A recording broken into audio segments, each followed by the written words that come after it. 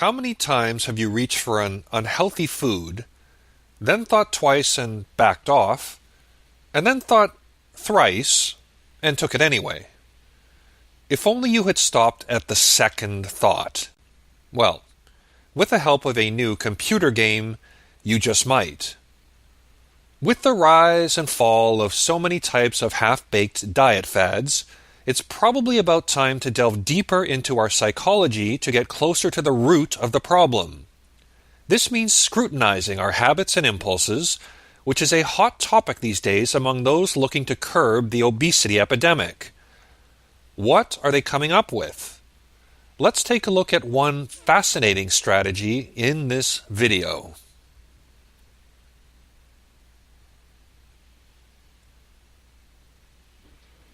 It's debatable whether or not we're born with an attraction to foods that are bad for us. What's undebatable, however, is that certain food ingredients, like sugar and fat, are very attractive to the pleasure center in our brains. And this kind of wiring is a very tricky thing to overcome. But some researchers are trying. For example, a 2015 study at the University of Exeter in England began with an intriguing question. Can a simple 10-minute online game help us retrain our brains to be repelled by unhealthy foods? While this premise seems too good to be true, the research has yielded some surprising results. The study went down like this. 83 adults were recruited with body mass indexes that range from a healthy 21 to an obese 46.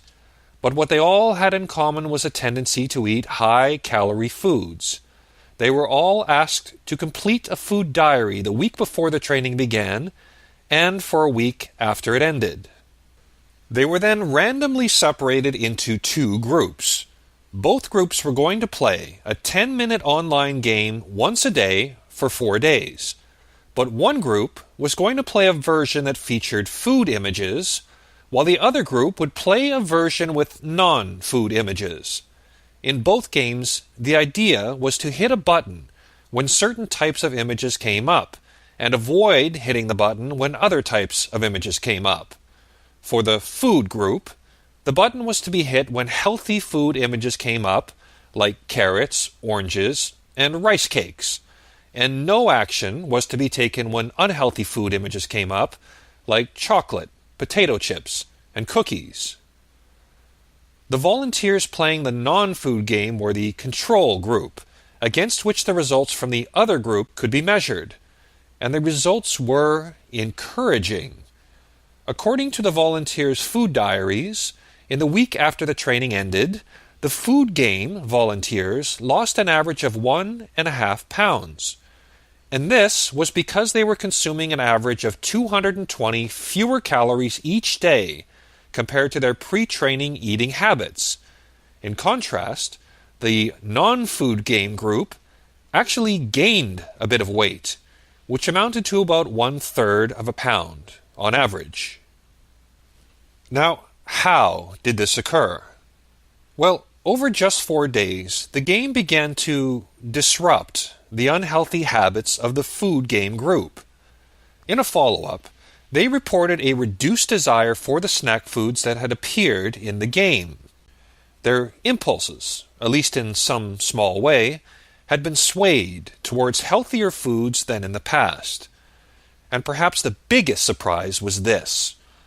A follow-up 6 months later revealed that many from the food game group still had a reduced desire for those unhealthy foods and had maintained the weight loss. In fact, they had lost even more weight, to the tune of about 4.5 pounds on average. Folks, when you're seeking strategies to help you maintain weight loss, it just doesn't get much easier than this. And the really good news is that you can play the game yourself for free and within about 15 minutes' time. To do so, go to this URL, spend a few minutes answering the pre-training survey questions, and let the training begin.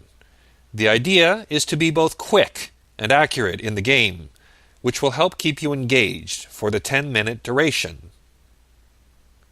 It's quite clear that our brains can be either our best friend or our worst enemy. With that in mind, use this game to retrain your brain to stop the gain.